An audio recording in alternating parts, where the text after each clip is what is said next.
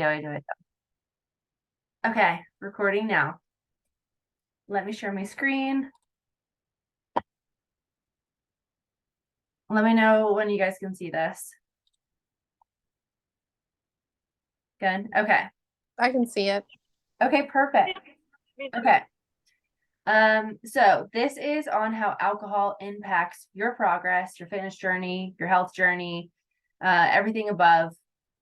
And I just want to basically kick this off with saying that this presentation is like not a scare tactic. This is not like some like fear mongering thing that we're trying to get out to you to like go sober. So it's all about moderation. I'm first going to go over essentially like the overall impact of alcohol in your body. And it can definitely seem intense. I mean, alcohol is a toxin, but it's nowhere, this is like no shape or form of us being like, you have to be sober. So I just want to put that out there. It's still a safe space. You can still drink if you want to. Again, everything in moderation. By the way, hey, Melanie. Now, before we start, I'm just going to do 2 truth or falses. So you guys can you can say it out loud if you want. So there's only 3 of you. Well, 4, Casey, if you want to join in. True or false, alcohol is a stimulant. Any takers? I don't know if I can see the chat. True. Any other guesses?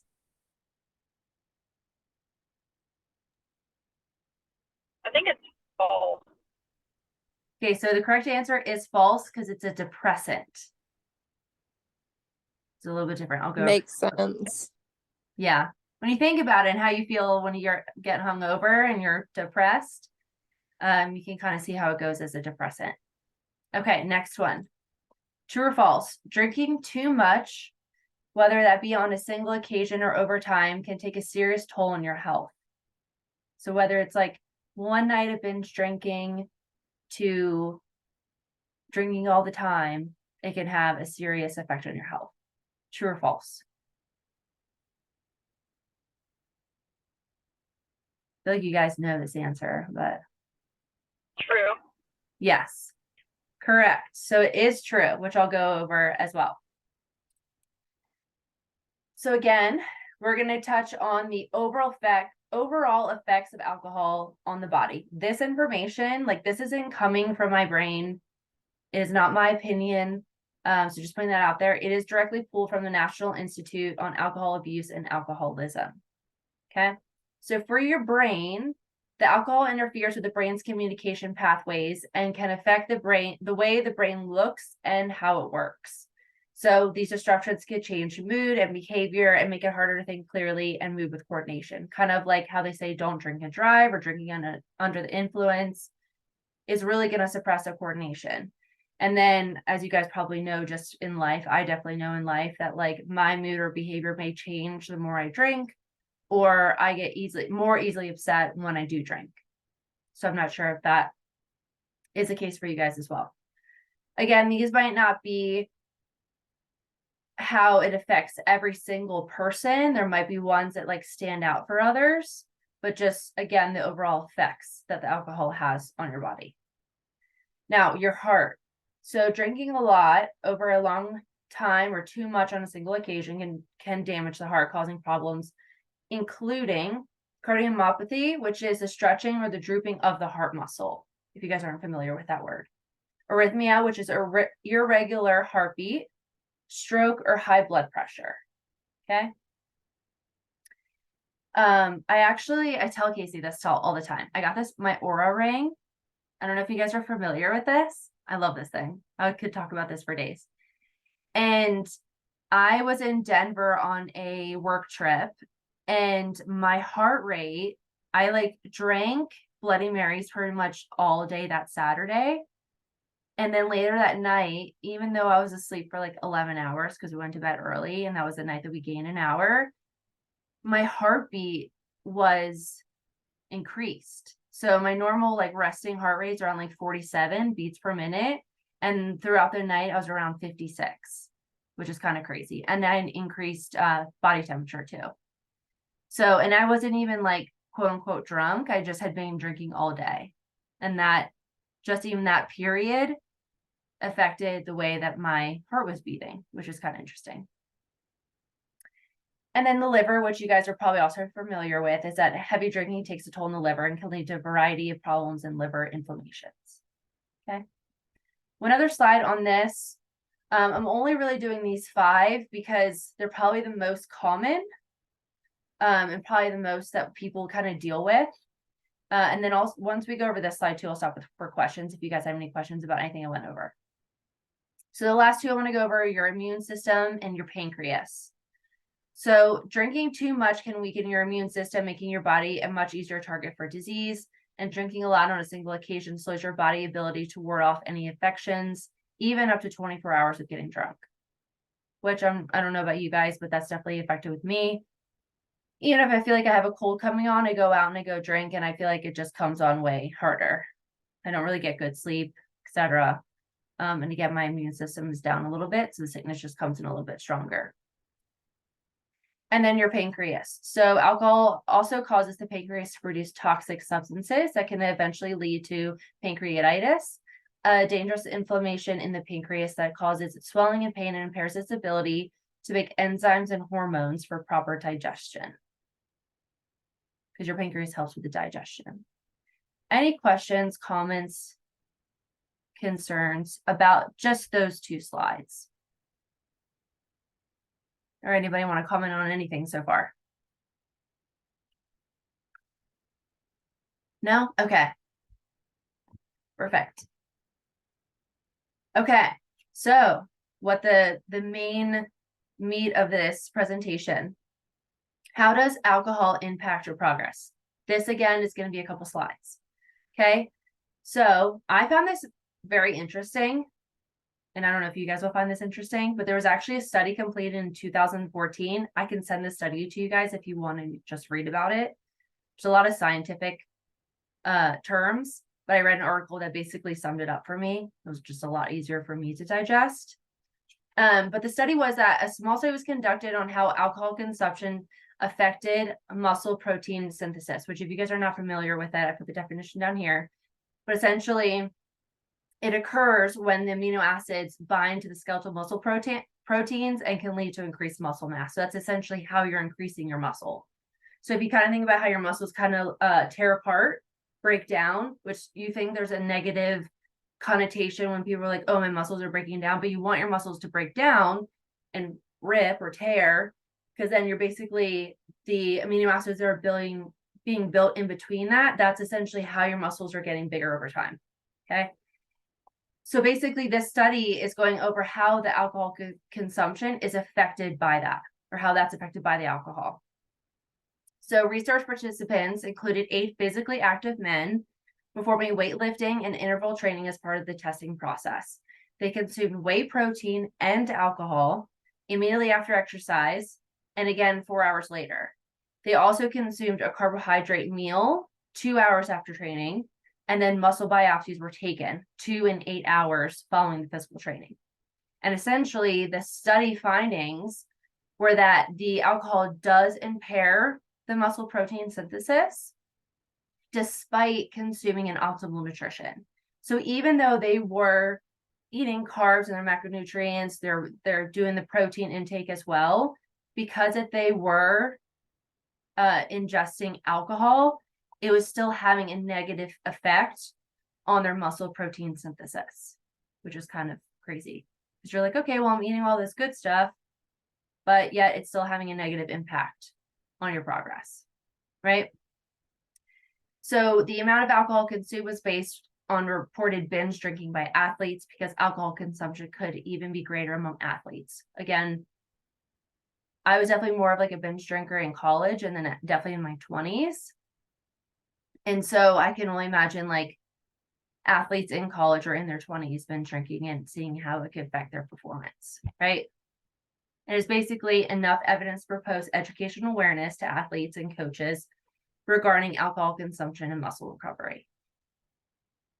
Any comments about that or anything? Do you guys find that interesting or anything?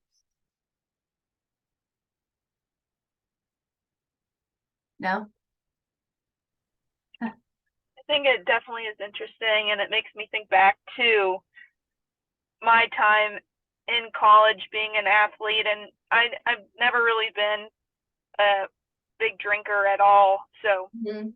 just thinking of like other friends and teammates, and I'm like, oh no, Yeah.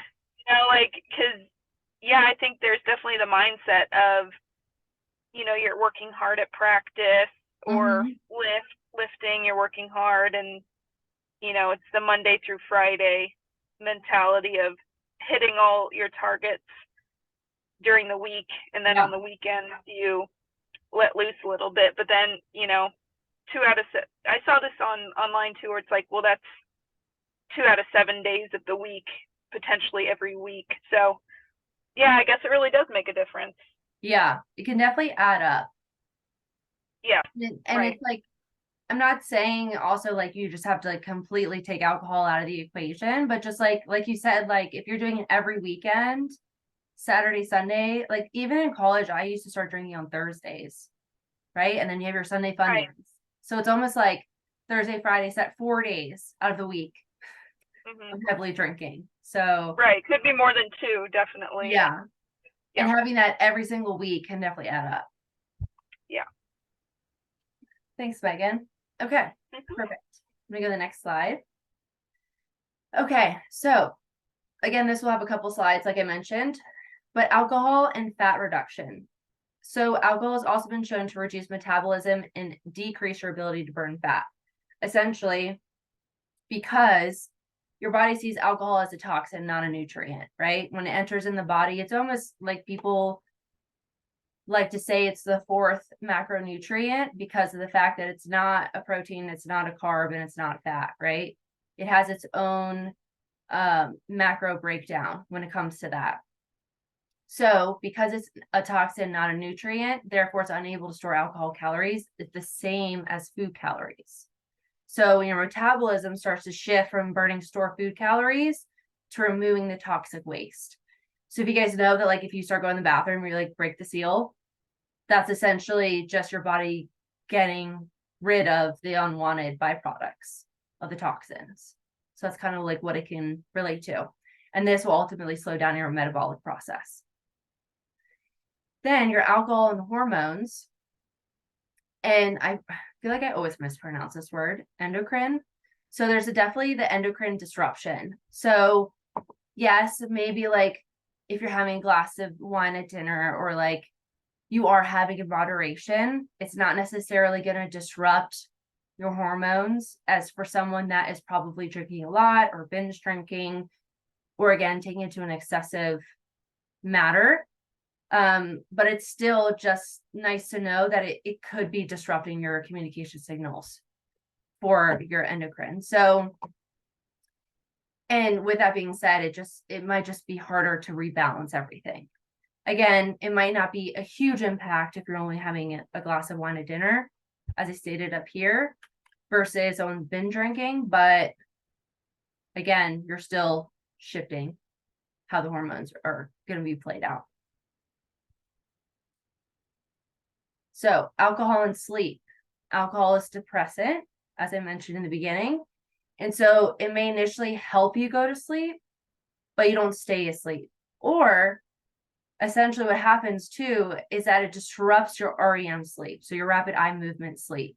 And without your REM sleep, then you experience daytime drowsiness, fatigue, and poor concentration. So let's say you're in bed, like I was in Denver. I'm in bed for 10 to 11 hours. But how good was that sleep, right? Because I've been drinking, my beats per minute are, my heart rate's increase, my body temperature's increase. Like, how well is my sleep if I just didn't drink, comparatively speaking, right? I'm going to obviously get better sleep when I'm not drinking. And then alcohol and nutrition. So like I mentioned, it's not a nutrient, so it lacks nutritional value for the body. So alcohol consumption is shown to impair nutrient absorption by decreasing digestive enzymes. So it can also damage the cells located in the digestive tract, affecting nutrient absorption. So without normal digestive function, even healthy food is potentially unable to be used to benefit the body. I don't know about you guys. Well, doesn't affect everybody, but I struggle with IBS, and something I'm pretty open about because it's like I need to have a bathroom by me at all times when stuff like that happens. And one thing with the IBS is that alcohol always flares it up. Always, like, my tummy just feels like it's almost like on fire. I don't know, it's a kind of a weird feeling. So I know that anytime that I have too much alcohol, let's say more than like 2 drinks, it's really going to upset my tummy. And I'm usually taking a lot more probiotic in the morning to try to help that, and then a lot more fiber to like push it through. Any comments or questions about those 2 slides? No? Okay. So bottom line, based on how alcohol impacts your muscle growth, your fat reduction, your hormones, your sleep, and nutrition, it's basically not a positive contribution to your overall fitness level, right? Again, everything in moderation. It depends on how frequently you're doing it, how much you're doing it, all of the above. If you're having a glass of wine with dinner, it's not going to be as detrimental unless you're like binge drinking like I used to do in college, like 4 days a week, right? So you can still meet your fitness goals without giving up alcohol altogether. Again, the point of this presentation wasn't to like instill this fear in you guys from alcohol. It's just really an education piece to make you aware of what alcohol can do to your body and what it can do to your fitness journey. Okay. So tips for moderation. So 1, limit your consumption to only 1 to 2 drinks when you go out, right? So sit down and just like know that, or even before you go out, just have a plan. Before you even like leave your house, just like, okay, I'm only going to have 1 or 2 drinks. I'm only going to have 1 or 2 glasses of wine. I'm only going to have 1 margarita. Just like kind of plan ahead so you know when you're going into the situation, you know that you already made a plan for yourself.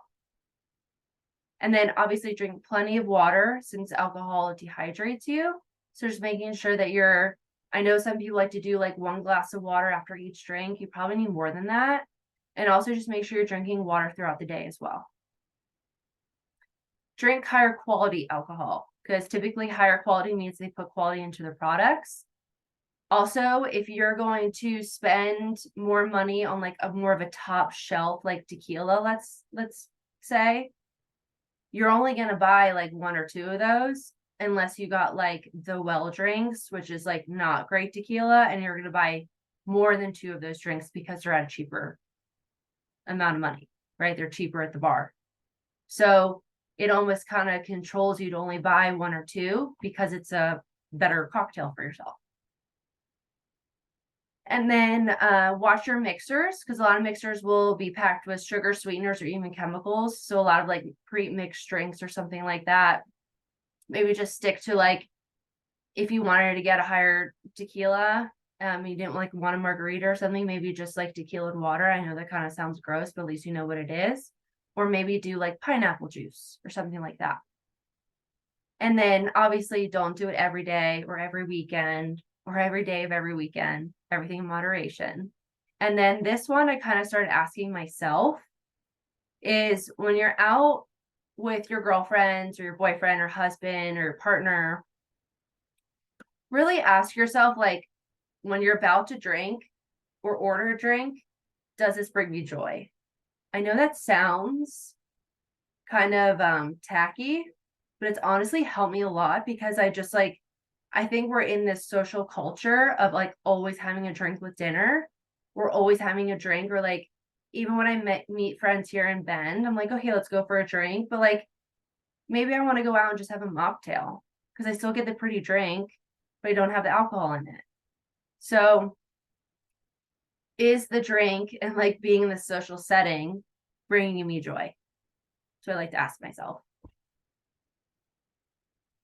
And that's it.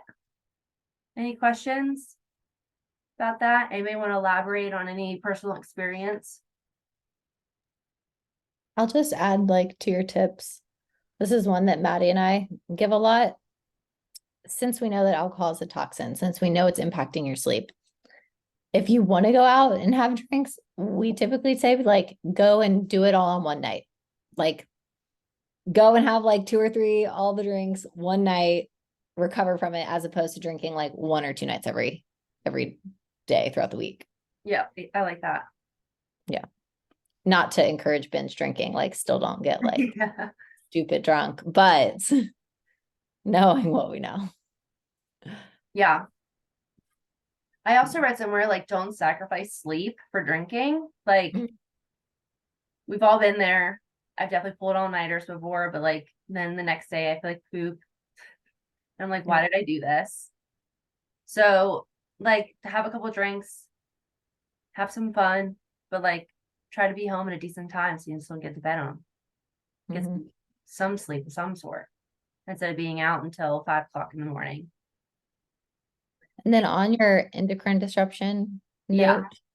note, I would say too that if you are someone who has PCOS, if you're someone who is actively trying to improve your hormones, just don't drink at all. Like that would be a situation where I would say, like, if you're prioritizing your health and your wellness and your hormones, just don't do it, period. Yeah, that's a good call. And if you're in prep and you're watching the recording of this, you cannot drink on prep, period. I don't care if you substitute out the calories, like, no. Yeah. No alcohol on prep. I just realized you can see my Wrangler box back here. Barely. Okay, it's a Christmas gift for my sister. Any other questions? I kind of leave the recording going in case anyone has questions that might come from other people. Let's you can stop the recording and Okay, then we'll stop it. attach like any questions that are related to anything. Okay. Does anyone have any questions about alcohol in progress before I stop it? Okay.